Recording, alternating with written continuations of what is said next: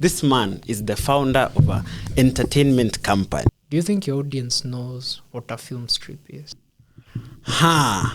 For a normal human being who was not born in the 1900s. But we talking about practice right now.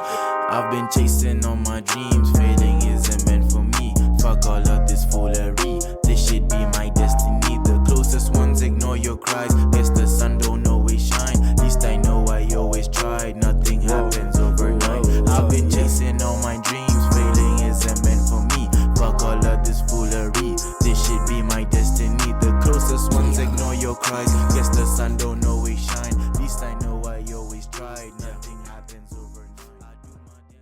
But anyway, I now got to, to a film school, right? And then I got to a class. And then I actually want to mention someone I met in my first year of film.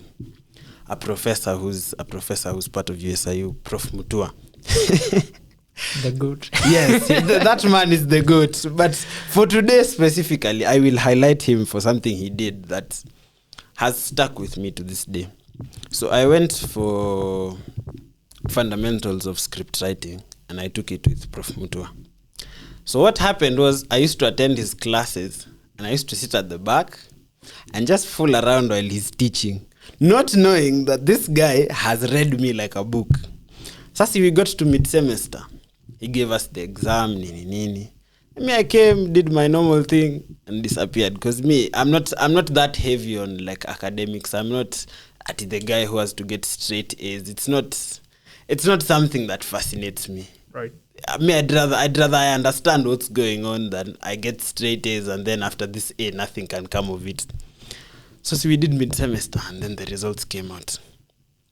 Apparently, when I later on went to the professor to talk to him, he told me, Anthony, you did not pass this exam, not because your answers do not qualify you to pass this exam, but because I know you can do better than this. 2-3 years later, that thing still, like, at the back of my mind, I'm like... It's still pushing. Like, that time I was doing it, okay, but like in retrospect, I sit down and I'm like, maybe he saw something that I didn't see. Because then it got to a point where I actually had to write like a serious script of about 20 pages. And then I realized, okay, that was some serious joking that I was doing. How did you feel after you wrote that screenplay? The first one or the serious one? The serious one. I felt very skeptical about it. But now you see, the thing that I learned is if you allow yourself as a writer or as a creator of anything, even this podcast, right? If you allow yourself to be caught up in the I can do better mentality, you'll never produce anything, unfortunately. So it reaches a point you're like, I can do maybe a maximum of 3 revisions of this story, 3 proper revisions, and that's it. I'm publishing it from there on. We learn on the next one. Because if I write a screenplay and then I'm like, I'm not satisfied with this character and I keep changing and I keep changing and I keep changing, I will never get to producing it because I will always have a better idea tomorrow in the morning. I think it's Adi Mike anakuwa na shida. Shout out to Mike, by the way. Shout out to Mike, big homie of mine, one of my best friends. Kukuwa perfect. I think that is what you go through. Yeah, you see, the process of writing is actually a very interesting process because, like, you sit down, you blur everything else. It is just you, your thoughts, and your feelings about whatever you're writing. So it's a very demanding process. You can't just do it in the middle of nowhere. Right. And it takes a lot out of you because you need to accept that you have certain strengths and you don't have certain strengths. Now for me, I can say storytelling and, just yapping in general is my strength. So even when it comes to writing, I'm quite fluent. Spelling is not mine. I can speak good English, but when it comes to writing good English, kidogo itila. You see, so when you understand like your strengths and weaknesses, me now, what I got to do is I found a way to match my workflow. So when I have an idea, I just break it down. What is this idea What about? is this idea about? How did I get to having this idea? What are my inspirations for this idea? Where do I want this story to go? What agenda am I trying to push? Once I have all those figured out, I say, okay, I have this story that I want to write about this specific, in this specific genre, about this specific person in this specific time. Sawa. For me, when it comes to writing, it's for you it seemed so organized. Hadi niko okay. mimi nakuwa nimemedi tu. Sometimes the great ideas just come 3 a.m. or when we are doing some random stuff.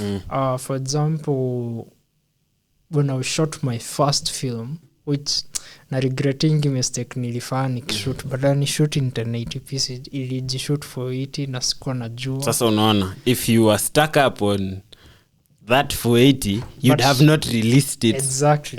But I was like, fuck it, nisha shoot, nishaambia wase. Mimi nijunikuwa, my bro had a camera and I was like, let me shoot something. And nikuwa tumefunga after first year. The second one, Souls of the Damned, was because got to shoot an unreleased project. Niko na screenplay hapo. It's like 40 pages. Unreleased, still date. Work on it. That one I'll work on it in the future because it was very ambitious, but you had figured out how to pull it off. Tuko tushapanga kila kitu na mic. On the first day of shooting, no one showed up. The actors, everything. Tumebook my equipment ziko hapo. Nimesikia vibaya. Sasa tumemedi hivyo, we are like, now what should we do? We have all this equipment. Let's shoot something. And I just started shooting without a story. And it ended up being a story. Nikuambia tu Mike na Eden, bro, guys. When I just tell you to move here, trust me, itaeleweka. And then later on, after we finished shooting, we were so happy. Tukai-edit, it made sense. Then we were like, let's release a trailer. Bro, it got traction. Hiyo ndio mara ya kwanza nifikisha 100 likes Instagram. It went crazy like this. And then we released a second one. We built the hype. We released it. People were excited. They were like, damn, this is crazy. And even people are really fascinated with the color grading because we figured that's how we are going to make ourselves different. The color grading and the sound design. Let's talk about that now. Let me just cut you short so that I introduce a whole new topic. Ladies and gentlemen, this man is the founder of an entertainment company. Mnajua shida yenu ni kudhani huyu jamaa amekaa hapa ni jamaa hivi bana. This man has founded a company known as Arivas LLC. So the color grading that you and Mike is also the founder of Penda Films. Yeah. Shout out to Mike once more. The color grading that you guys do is actually spectacular. Like every production that I've seen that you guys do, regardless of whether it's a skit or a film or reels, there's something you guys know that you're not telling us. No, we do not know anything. Just play around. Serious. Skia sasa. Unaona kwa hii industry kwa nini hatutoboangi? Skia. So that I show you, it's not even about that you're using this software. Mimi natumia DaVinci. Mike kutumia Premiere Pro. But you still manage to get... Exactly. Interesting. It depends how you think. I remember when I was shooting him. In 2025? No, we shot it in 2023. But you released it? In 2025. Damn. Was it? Wait, 2023? Yeah, release was 2025. Yeah, I'm checking when we started shooting. Oh, yeah, I remember now. We started shooting 2024, very early 2024. And then, yeah, that's when we finished shooting. The last scene was like the field sequence, I remember now. Yeah. When we were shooting that, I knew how I was going to do it. In the initial plan, because if you watch him, it's in an non-linear structure. So to avoid confusion, niko nimepanga itakuwa black and white and color. But when I was editing, I was like, the black and white isn't that. It doesn't give that because we did not consider the lighting. So I changed it to kind of this shade of blue. You've seen it, right? Yeah, I've seen it. And then in the color version, especially with the scenes where in the field sequence penye it was me, Mike and Ben, it was going to look like orange, and that niliona kwa 7. There's this film called 7 by David Fincher. You guys should watch it. It's crazy. Homework ndio hiyo. Ndio homework. I think it's the best crime thriller. Acha hata mini note nitaenda kuwatch 7 inaitwa tu hivyo 7. David Fincher ni Brad Pitt na Morgan Freeman, has one of the darkest endings. It's crazy. So that's where I drew inspiration for the blue scenes and the what's the name, the field scenes that looked orange, because watu wananiulizanga about him because of that field sequence, how it looks. So when I saw that, nilienda kuangalia how they color graded it. There was no information. So I was just looking like, okay, how can I be able to bring this shade of color in my film? So unaanza kucheza around na nodes na hizo color wheels until you get what you want, and then you master it. So you'll just play around with the sliders until I swear, something we works. just play around. Si ati unakuwa umeamua. Si ati unajua venye, like for example in tutorials you just go to the color grading, like the color grading video ashaamua unafaa kuweka color space transform, and then you go to the white balance, and then you go to the color wheels, you go to the curve, and then you drop it, something like that. Bro, it's just playing around. And man, DaVinci, Premiere, they can do a lot of stuff. Watu who are explore enough, they don't have that drive to be like to go the extra mile. To go the extra mile, like if I do this, itakaje. And me, the reason I color grade the way I color grade, I chase this look of films. Not like this film zenye zinashootiwa these days, but shooting on film. Do you think your audience knows what a film strip is? No. They don't know what a film strip is. Yeah. For a normal human being who was not born in the 1900s, it is very hard for as we kama wewe ni millennium ama Gen Z unaweza ijua. Gen Z kidogo ni questionable. A very few. Unaweza nikwambie kwa nini? Kitambo ukienda kupigwa picha, let me say 2011 backwards, there's this, ukipigwa picha inatokea hapo. And then when you see the picture, there used to be like a brown stuff behind here. Bijua. Yeah, I know it. I know what film strip is. That's a even for photography. Yeah. Is it the same? Is it normally the same? It's the same, but it's different. It's very different because for photography, you need photos. Your video, it actually stores information of the video, and if you play it on a film machine like ile ya kitambo ile yenye walikuwa na sio peke yake, kuna hizi za sai, the IMAX ones, they're able to rotate that entire thing, and when it's played in front of a light, kuna kuwa na light hapa ina illuminate that film, it plays out as a video. So for most people who go to the cinema, what this man is trying to explain to you is films are not shot on MP4 the way you'll be shooting Snapchat and TikTok videos all over the place. Films are shot in, what do they call it? You can shoot on film or you can shoot in digital. Yeah. So movies these days was in a shoot in digital, most of them. But like for few specific filmmakers like Christopher Nolan, Steven Spielberg, but amekuwa kishift to digital sana. But Christopher Nolan ndiye amekuwa consistent shooting on film wakiwa na Paul Thomas Anderson. So when you shoot on film, it's noisy. It's not only noisy, it has the highest color profile. No wonder the colors from the films back then are better than digital. Right now, exactly. Juliko unapata, for example, ni kwa this kauli watcheki Instagram yangu, kuna hii movie niliwatch inaitwa Ben-Hur. I nerded about it on Instagram like mad. The color aspects is crazy, and I was like, damn, that's a movie that was shot that came out in 1956, which means, wait, did it come out in 1956?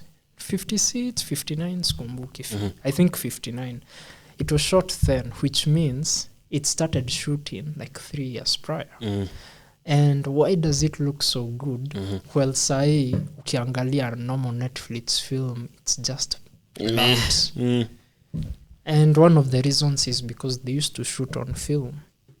And then there's this company called Technicolor. Those were the guys in charge of the color grading process. Back then.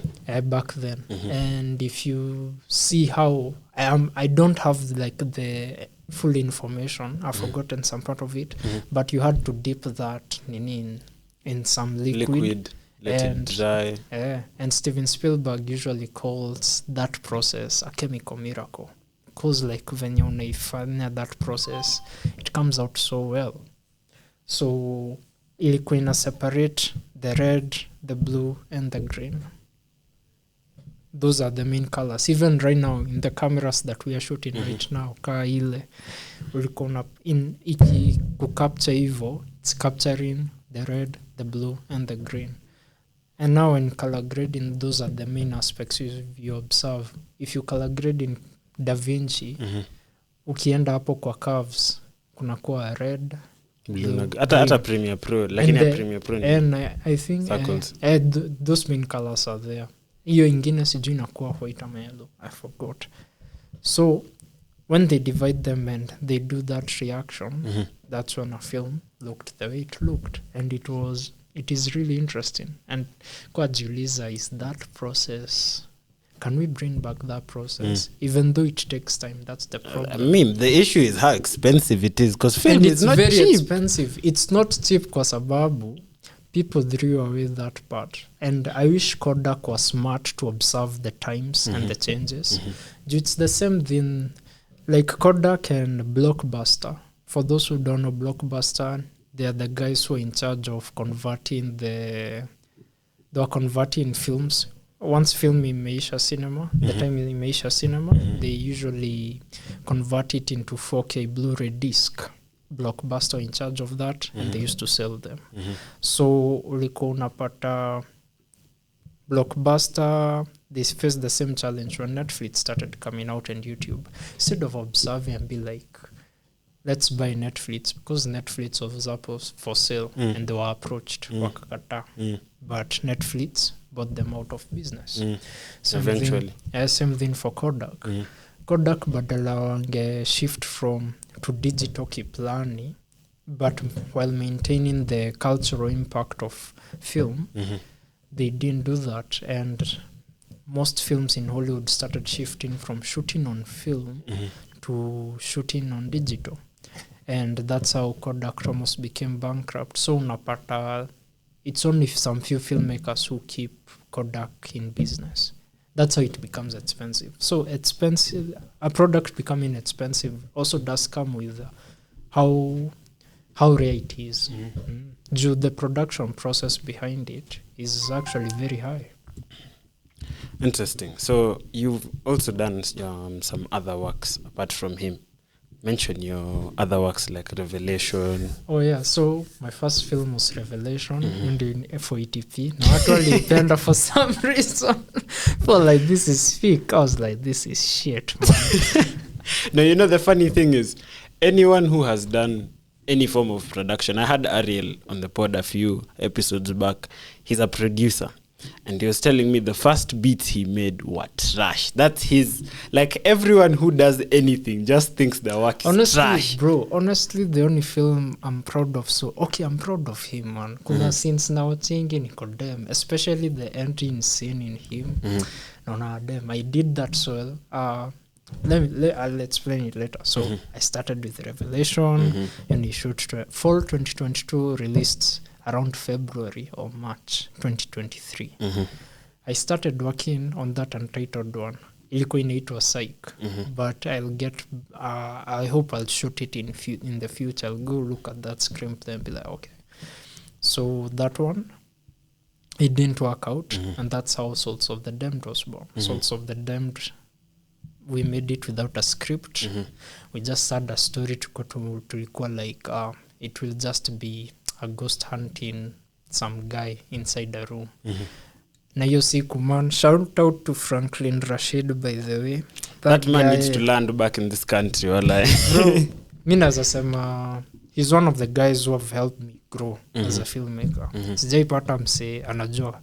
Huyo mse anajua about cameras kuniliko. If there's a guy who knows about cameras, about lighting, it's that guy. And the editing process, I learned a lot from him. Same. Yeah, so ulikuwa unapata nilikuwa nimeweka equipments kwake. The room we shot in, that we shot Souls of the Damned, that was his room. We shot everything there. It worked out well. People liked the film. Got so Revelation pata 300 views. Souls of the Damned got 500 views. And then I was like, I want to make a film that is much longer. Something like 15 minutes. That was the target. And that's how him came to play. And the film was inspired by this film by the Coen brothers called No Country for Old Men. I'm yet to watch that movie, but I have it on my watch list right now. That's good. That one. Have you ever seen a film with no music? It's just sound. And it works. Miss Joanna movie. Let me watch it. We'll discuss once I've watched that one. So it was inspired by that because it has 3 protagonists. And I thought it was an interesting idea to follow 3 different protagonists, right?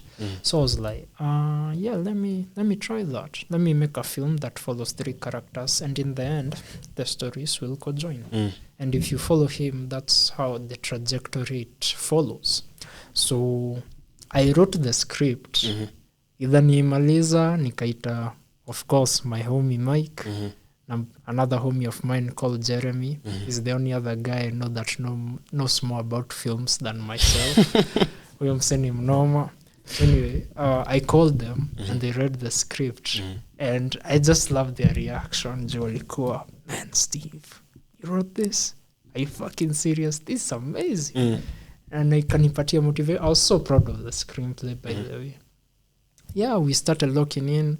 So I knew who I would cast in every story. The script was like 17 pages. I knew who I would cast. But I didn't have one character called the man on his knees. Ukenda uangalie kwa screenplay, there's a character called the man on his knees. So I was like, man, so who will I get? And Mike was like, let me suggest a friend of mine. He's called Ben. Ben, okay. Mike has experience in theater, and that's where they met. So I met Ben and we talked. I was like, man, I have this screenplay. I'll send it to you. Read it. Tell me what you think. Send it to him. He read. He was like, I love it. You just tell me when you start shooting. I called upon my friends who helped me shoot that day. Abigail was my assistant cinematographer. Kristani was the script supervisor for that day. And everything was prepared. Kind of filmed. We shot that scene, and that's the most proud shoot I am to this day. For that specific day, kila kitu iliflow. The way I had thought about it in my head, that's everything how it came to life. Yeah, everything came to life. We shot the movie, and sikuwa sure nilikuwa nataka kuirelease YouTube until we received news that Ben had, committed suicide. May his soul rest in eternal peace. Yeah, it was crazy. Unakumbuka hiyo story? Yeah, I was actually really close with Ben. He was a classmate and good friend of mine. He was a good friend. It was really surprising because we were supposed to do another project with him during that duration, and like the news caught me so off guard because I had actually just done something on suicide awareness and prevention at school, and then like it happened, and like I was confused because I was like, it was so confusing. I met this guy 2-3 days ago. We were laughing with him like he was chill, like he was chill, and it's the way like haungetel he has problems because me nimpatana like 1 week before it happened, and he had shaved his head and all that. I go like, bro, you've shaved his head, nini, how you doing? We talked, kwa tumepanga tunaweza enda to watch movie cinema or something. Man, but when we received the news tukiona Mike, juu nakumbuka Mike hakuwa anajua, but mi nikuwa kwa Franklin, nikuwa edit project kwa kompi yake, and then Frank was like, some guy passed away. He showed me the picture. Mi sikuwa naamini. Wow. I was like, no fucking way. It was actually really sad. It was actually really sad. And even the story that followed after was like... It was a lot. It caught me so off guard, and I was like, this guy was such a solid guy, man. He was such a solid guy. And nikaambia Mike, sijaona Mike ameshtuka hivyo. Juu saa unajua yeye wamejuana for like 6 years. They knew each other from primary. So it was a shocker for him. Tukamedi tuko like, we have him, right? It's like 15 minutes. How about we release it in a theater? And that's where the idea to release it in a theater came from. So with the nilienda home, I realized when I was editing him, it was quite short. It was 15 minutes. So I rewrote the opening scene. The opening scene was supposed to begin with Joshua Ben's character. Joshua Ben ni homie wangu, tulijua high school, great actor.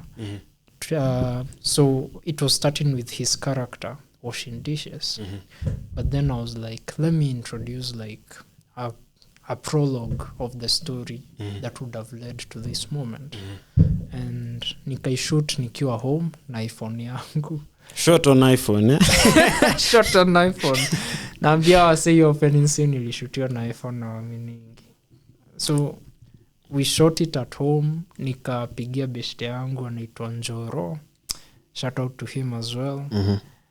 Hao ndio homies wawili nikitaa actors wa haraka na wapigiana waambia uko wapi bana. Waka show up, we shot the thing, it was a success. We put the pieces together and we figured out with Mike that if we released the film alone, itakuwa too short, 30 minutes. So we were like, let's shoot a second film. And that's how Price of Pain came to be. We wrote Price of Pain. We did a lot of rewrites. The movie that was supposed to be like 30 minutes ended up being almost 50 minutes. And then tukai market, and we were releasing it in theaters, nika print to poster, handing out here in school, hoping for the best, marketing it as best as we can. And then when watu wakibuy tickets, ikafika place, man, like nini inaitwaje, si wako wamebuy tickets. It was like 6 days to the thing happening. Wow, mi nimetense. Niko, what will we do? Because we needed to fill up the theater. The theater had like a vacancy of 55 seats. Obvious unaanza na kuomba Mungu wako. Lazima, very important. Then una figure out plan B. Nikapigia beshte yangu anaitwa Danielson. Nikamwambia ni kunoma. Unaweza nisaidia. The guy helped, man. He brought in he was able to help us get like 20 more people. And it ended up filling up. And then on that day, watu walija in the theater, there were like 70 people because watu walikuwa nakaa kwa stairs. It was so successful. And man, yeah, I'm proud of that day. It was really amazing. It's when you realized now shit has gotten real. I was like, shit has gotten real. And I was like, it's actually doable. It's actually doable. And it's good that we have theaters like Unseen that recognize indie filmmakers. Talk to me about that specifically. Indie so filmmaking. Unseen is it's a theater. Iko na hapo naitwa aje? Yeah, center. Kwa hapo tu. And they help indie filmmakers with, in terms of, their pricing is crazy. Juu unapata ni 5,000 an hour, which is understandable for such a space.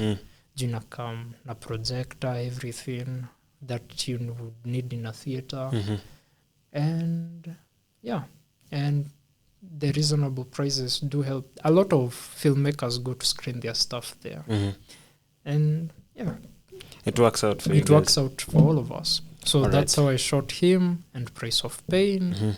Both were aired in cinema first, and then both were aired in cinema first. Then we released them on August 30.